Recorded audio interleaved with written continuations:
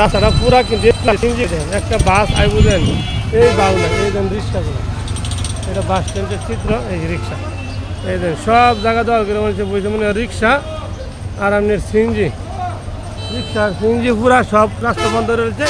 একটা বাস যায় বোঝেন, এই বাস যাইবার জায়গাটা পর্যন্ত তারা ঠিক আছে না, কারণ এটা তো মেন রুট তো আপনার রিক্সারও না সিএনজিরও না, মেন রুট কি রিক্সার অথবা সিএনজির।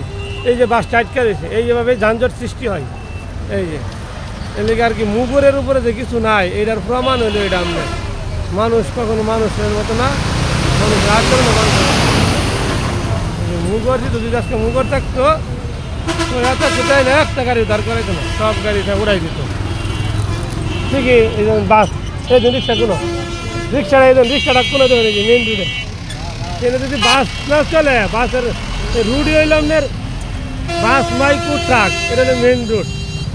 মেন রোডে আপনার ওই যে গাড়ি বন্ধ করে চল পাঠাইতেছে না, আপনার সিএনজি রিক্সা সিএনজি তার সব জায়গা দল করে বসে, এই ধরনের এই ধরনের মাইজারা দেন ট্রাকটা, এই যে ট্রাকটা আইবার পেতেছে না, এই যে ভ্যান, এই যে ভ্যান রিক্সার দল, পুরা রুট হইলো আপনার ভ্যান ও রিক্সার দল।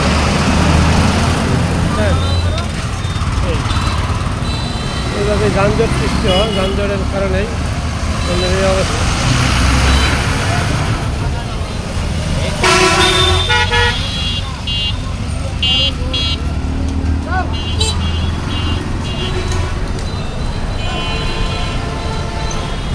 কোনো আইন শৃঙ্খলা বাহিনী নাই, এখানে কোনো ট্রাফিক পুলিশ নাই, এখানে কোনো নিয়মকানুন নাই। এই সিএনজি, যেই সিএনজি মেন রোডে চলায় নিষেধ, এই সিএনজি এখন আপনার পুরা দল করে বসে, ওরা মেন রোডে দল করে বসে, অটো রিক্সা ও সিএনজি চালক।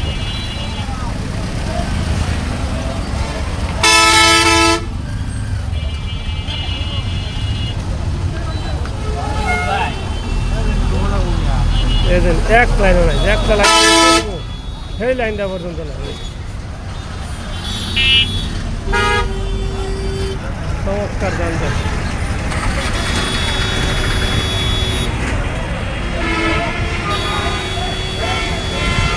সিএনজির অবস্থা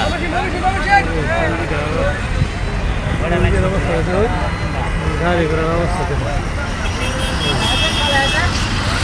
এক লাইনে যে একটা বাস যাইবো, সে বাস যাইবার জায়গাটা পর্যন্ত না, এই সব সিএনজির দেওয়ালে, সিএনজি আর অটো রিক্সার দেওয়ালে। এটা 30 সালের চিত্র, 30 সাল, ঠিক আছে, ময়মনসিংহ 7 আসন 30 সালের চিত্র এটা।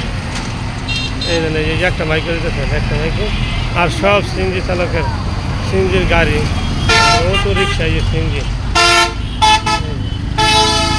করে বন্ধ করে দেওয়া আছে।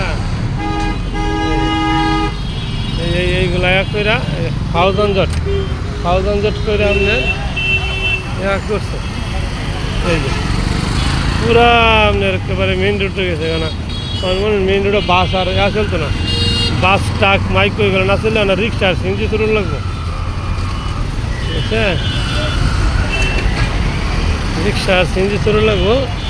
এই যে লাইন শৃঙ্খলা বাহিনীর দুর্বলতা আছে, এখানে কোনো ইয়াই নাই, ট্রাফিক পুলিশই নাই, পুলিশ যে কি আলা বুঝুন, পুলিশের গুরুত্বটা কতটুকু।